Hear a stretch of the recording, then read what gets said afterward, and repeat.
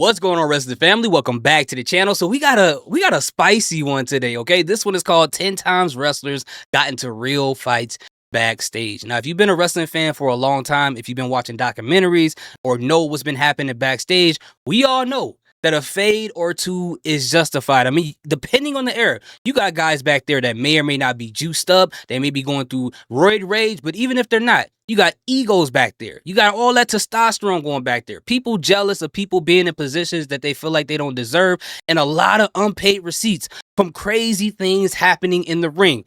So at one point or another, you're going to bump shoulders into somebody and have to, you're going to have to shoot the fade. They're going to have to catch the fist.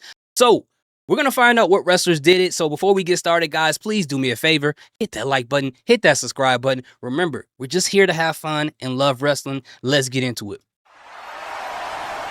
1, 2, is this on? Wrestlers who have a legit personal problem with one another might choose to handle their business in the back, where there's no predetermined winner and it's just a plain old-fashioned brawl. I thought that I put Taz and myself in a situation where we could not get out of it without fighting, without one of us killing the other one. Whoa. And I knew which way that was going to go. These conflicts What you trying to say, RVD? What you trying to say, big dog? often get settled without any punishment from the higher-ups, since historically the wrestlers policed themselves when it came to such issues. Ernest says, "Don't be talking down on me." Whack! I slap him. There's been plenty of locker room brawls over the years, Yo. and today we'll bring you a few that aren't as well known. I had 2 steel shanks, chopsticks taped together, sharpened on the ledge, carried them with me every day because I was going to shank him. As we list 10 times What? wrestlers got into real fights backstage. And then I said, "The next time I'm going to put you in a wheelchair!" Sometimes being too stiff in the ring can lead to Oh, he still talent hate coming that to guy. blows in the locker room after. This was the case on the December 11, 2003 SmackDown, when Eddie Guerrero hurt his arm whilst wrestling. RP to Eddie, man. May have separated his shoulder, and look at the agony Eddie's in right here. His opponent, Charlie Haas, then continued to work stiff with Eddie. This infuriated Latino Heat, who later confronted Haas. Also getting involved was their tag partners, Chavo Guerrero and Shelton Benjamin. But you talk about a scary fight. Four tough guys, legit. 4 shooters. Tempers flared with a few punches being thrown before WWE personnel got involved. The two men shook hands following the bust-up and continued to wrestle in further matches with no issue. Haas explained the incident on the Kurt Angle show. It was a fight backstage, and that's when they decided the word was, and it was like Shelton had enough. He threw the water bottle. Eddie pie-based me. I shoved him. During their rivalry in '99, Buff Bagwell and Ernest... You know what? I don't think it's professional to get into a fight, but I will say this. I respect them for doing it, for having a fight, having their issues, fighting each other, and then shaking their hands after and moving on like grown men. We got to give an applause to people like that, man, because people don't know when to stop. People don't know when to stop, so I think that's really dope. Cat Miller disagreed about who would go over at the Road Wild pay-per-view. Bagwell was initially slated to win, but this was changed a few hours before. Buff thought the feud should end with him winning, and didn't want to do another match. Bagwell told the story on his YouTube channel. We're not top-tier talents to carry this to another pay-per-view. So I said, guys, listen, I say that to the agent. I said, look, I don't want to do this. This is unnecessary. And as I'm explaining it for the 3rd or 4th time, Ernest says, "Don't be talking down on me." Whack! I slap him. So I waist like Buff, you smacked the fire out of... Oh, that's crazy. And if he did it in that hat, that is messed up, bro. You can't let somebody in that hat slap you and like I that. calm him down, and they get us up and they break us up. After the agents broke things up, Buff and the Cat were chewed out by WCW president Eric Bischoff. The Cat said he was upset with Bagwell impersonating him a few weeks prior. Oh, look at Buff go! And he's got the red shoes on. Oh, That is not gonna like this. that's Which led to crazy. him getting in Buff's face right before the slap. Eric sided with Bagwell, and it was Miller who had to do the honors come bell time. But there was no heat between the two following the scuffle. Into the head of the cat. Buff rolls him up. 1, 2, 3. Buff wins it. He won it. It's no secret that Goldberg had a hot temper and didn't like being disrespected, although what he perceived as disrespect might not have been intended as such. Case in point, when Evan Courageous attempted to shake Goldberg's hand while all the wrestlers were around the ring before doors opened. However, Courageous soon realized where Bill's hands had been, since Goldberg looked to be What? adjusting his privates underneath his sweatpants. Seeing this, Courageous pulled back his hand, which angered Goldberg enough to grab Evan by the throat and perform a shoot chokeslam. Shane Helms and Violent J from the ICP spoke about the interaction during interviews interviews with Fightful and Rob Van Dam's One of a Kind podcast. What? Everyone was just being funny, like, hey man, can't shake my hand when you just scratched your balls, I mean, nothing like that should have been offensive, but Lift him up by the neck, over the guardrail, slam him on the floor. And Evan Courageous went, he hit the ground, bang. It did like a backward somersault on me. And he was like, if I sue, will you testify in court? Like, fuck no. The second Yo, hey, I'm not mad at you on your own, bro. You on your own. I understand. But I'm not sacrificing my wrestling career just because you want to sue somebody for choking you because you didn't want to touch their ball juice on their hand. Now, Goldberg, on the other hand, bro, what is wrong with you? What is if you knew you were scratching your balls, you knew it, and you knew why. The guy told you he doesn't want to touch your hands because you were scratching your private part. He don't know if you got a yeast infection. He don't know if you got jock itch. You don't know if you got some new STD he's never heard of. He didn't want none of it. So you want to try to kill the man because he want to be healthy? Bro, what kind of stuff is this? version of Sin Cara got into a few dressing room bust-ups during his run with WWE, one of which came in catering and also involved Simon Gotch in 2016. Gotch had rubbed a few people the wrong way, including Sin Cara, so much so that the Luchador lashed out after the two were trading insults while sat at the same table. Sin Cara launched a coke can at Gotch, ran at him, and then the two began grappling until they were pulled apart. Simon discussed the brawl in an interview with John Pause. I look back down at my plate and all of a sudden I feel my, I just stand up and yell, "What the fuck?" because my face started hurting and I couldn't see anything. And then my vision started to sort of clear, and as it cleared, I saw Jorge rounding the table and running at me. And he sort of tried to do almost a double leg on me, and I, out of instinct, I reached around his neck and I just basically headlocked him. I grabbed him by around the neck, and then I grabbed his tricep and I pulled him tight to my body and started leaning on him. And then we just got pulled apart. Sin Cara, yo, he smacked him so hard his whole he smacked him so hard his whole body went into autofocus. That's crazy. Seems to have quite the winning record when it came to backstage scraps, since he's also said to have gotten the better of Sheamus and Chris Jericho. However, Simon Gotch also told a story where Sin Cara attempted to take down another wrestler, but ended up on the floor. The talent in question, Bray Wyatt, back in his developmental days. Sin Cara, meanwhile, was known as Hunico at the time. It was the same thing. Bray got a good, dig in on him, and Jorge got mad and tried to, double leg Bray, and, Bray was an amateur wrestler. His dad was an amateur wrestler. It's like he sprawled out and just put his weight on top of him. It's like, I ain't moving until he stop. 300 pounds. Jorge's a strong guy, but he ain't that strong. So he was just sort of stuck underneath him until he calmed down. In 1989, yo, I didn't know Sin Cara, now Mystico, was like that backstage, bro. I didn't know he was the back-to-back backstage brawl champ. Wow, that's crazy. Ken Shamrock received one of the worst beatings ever, dished out by another pair of wrestlers. It came courtesy of the Nasty Boys and all began in... Out of everybody, I would have never... I heard a story about Ken Shamrock beating up a whole team of hockey players. Now, I don't know how true that is. I don't know what country they're from. If they from Canada, bro, hey, bro. Between them, Drake... hey, y'all got to figure out what's going on out there. And the guy that tried to go to Liv Morgan's house, apparently he's from Canada as well. Y'all got to relax out there. But... how did you beat up Ken Shamrock, a professional MMA fighter? MMA fighter, how is that possible? Bar after Brian Knobbs kept grabbing one of Shamrock's female friends. After words were exchanged, Ken got into it with Knobbs after Brian struck first. The confrontation was quickly broken up by security, but there was a lot more still to come. Later that night, Shamrock kicked in the door of the Nasty's hotel room. However, he ended up unconscious with a cracked sternum, broken nose, and damaged orbital bone after both men took him out. Went to open the door, knocked me over the TV, and jumped on top of Knobbs and started punching him in the face. Knobbs was unconscious, so he's on the bed, he's laying there. So I went up and grabbed him off him, and he started punching me, boom, boom. Then we went at it. Long story short, I guess, he left on an ambulance. Other wrestlers said Shamrock looked unrecognizable afterward. Ken described what happened from his perspective in an interview with RF Video. You beat him that bad? I got hit in the back of the head with one of those heavy phones, old-time phone things. Right. Knocked me down and they put the boots to me. That's all I remember. The Nasty Boys telling of the events differs somewhat. I know for a fact I only hit him with my feet and fists when we fought, and that was it. I don't know, I was sleeping. I just know when I woke up I was in a different bed and we were in a different room. Other wrestlers have said they came into the room to see Knobbs passed out on the bed, while Sags was hitting an out-of-cold Shamrock with a large telephone. Sags then wanted to throw Ken off the room's balcony, but was stopped from doing so. Ken never did get his revenge, despite years of them talking trash, saying how they beat Shamrock up. Ken then once saw the duo at an airport, where he threatened each man while lots of wrestlers watched on. I go, I'm gonna kick your fucking ass.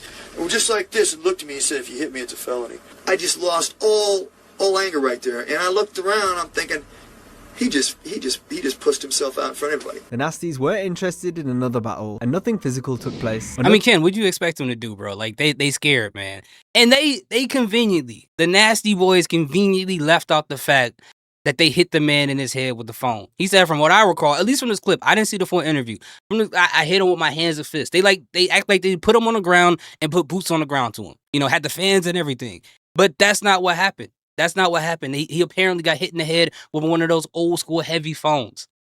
And they tried to throw him off the balcony, bro. That's crazy. The vicious beating came courtesy of Jack Rougeau on the Dynamite Kid. Dynamite had a tough reputation and was stiff in the ring while also being a vicious ribber backstage. They got in the habit of defecating in the suitcases of people they didn't like. Jock was a victim of these ribs to the point where he couldn't take any more and was going to complain about Dynamite to the chairman, Vince McMahon. Before he could do this, however, Dynamite got wind of the plan and destroyed Rougeau in the locker room. So Dynamite walked in on Jock and just slapped him and knocked him off his chair. Basically, he almost knocked him off. And then he kept punching me and kicking me in the face when I went down. And he said, "You're going to tell Stu? You're going to tell Vince McMahon, you know, you're going to stooge on me? You're going to..."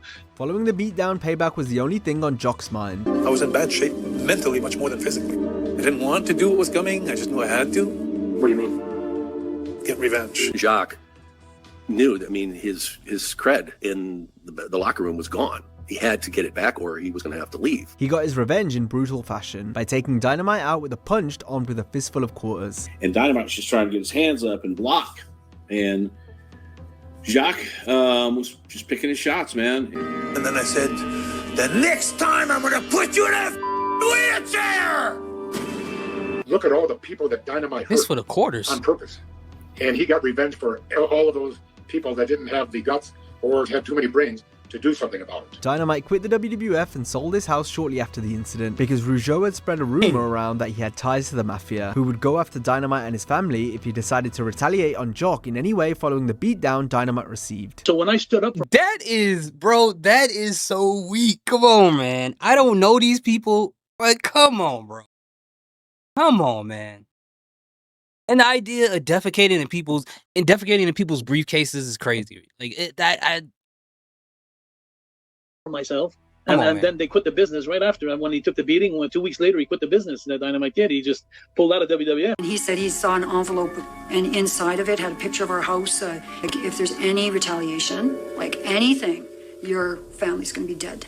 Carlito had heat in his first WWE run due to various reasons, including for not applying himself enough, something which John Cena said directly to Carlito's face, stating how he should be more committed. This in turn led to a physical confrontation. Carlito described it as a drunken fight, where John jumped at him first, and the two had to be separated 3 times. Carlito was hesitant to throw a punch since Cena was the face of the company. Carlito said they weren't out to hurt each other. It was just a case of John wanting him to do better.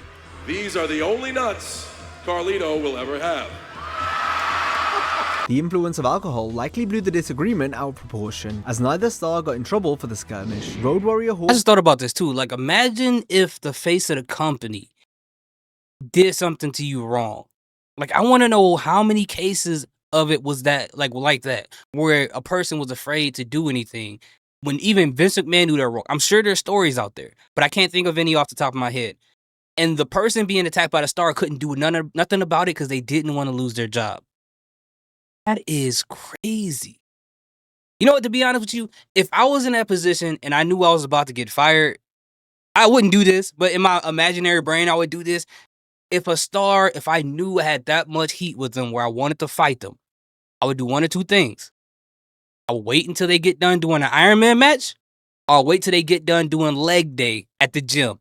And I'm catching them right when they come out the door, bro, because they can't run. What they going to do, run on their hands? No, I'm catching them then. So I can make sure my win-loss record is credible. I want to be like Sin Cara.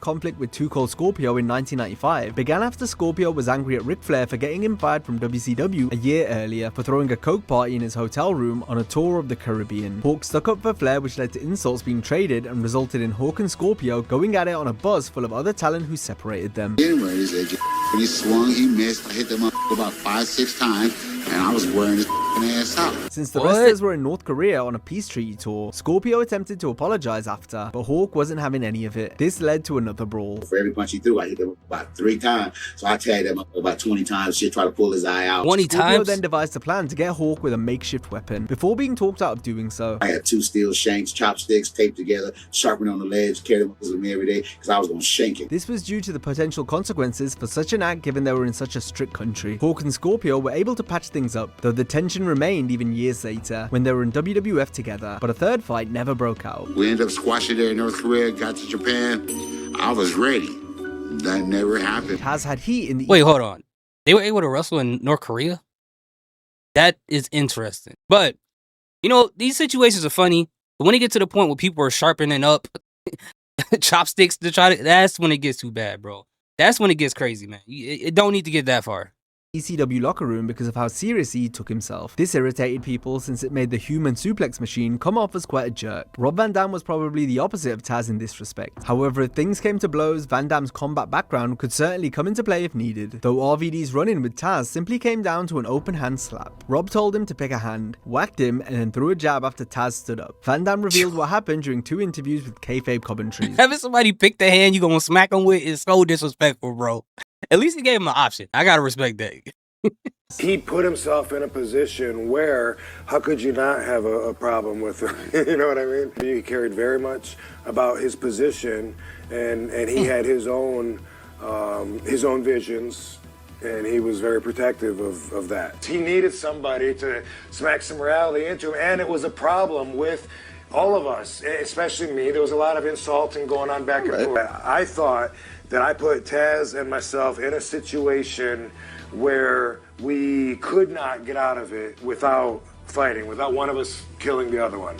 And I knew which way that was going to go. And while speaking on his own one-of-a-kind podcast, I was like, come on, Peter, you know where this is coming from. We're doing this. Put your hands up. We're fighting. And he's like, I don't understand. Like, what's going on? I said, you know what's going on, dude. I just smacked you in your mouth. This is happening. Come on, let's do it. And it was obvious he didn't want to fight. Taz wasn't looking to fight, so he and Rob had a long talk that ended with them hugging it out and becoming friends. Now, if you enjoyed this video... Hey, man. I mean, I respect not wanting to fight, but who I thought... Like, first and foremost, when I found out he wasn't black, I felt like I was kind of betrayed, because I thought he was black the whole time. And then to find out that he not really about that backstage. Not saying that he wouldn't whoop anybody. I'm not trying to put that out there, okay? I'm sure there's probably a couple people who got some stories where it didn't end well for the other person. But I would have thought that he would have, you know what I'm saying, you know, Taz with the black towel over his head, with the beeping theme song, walking down the like, I thought that he would have been putting work in. But at the end of the day, the crazy thing about this video, we found out that Sin Cara is the gangsterest wrestler of all time. Next to New Jack. And, oh yeah, Too Cold Scorpio, but that's I don't condone that, man. You don't need to kill people with chopsticks, man. Like, why are you going to hibachi and sharpening up the utensils? But anyway, let me know what you guys think in the comment section. I appreciate each and every one of you guys. If you haven't already, please be sure to hit the like and subscribe button. Remember, love wrestling, have fun, enjoy your day. Salute, peace, have a great day.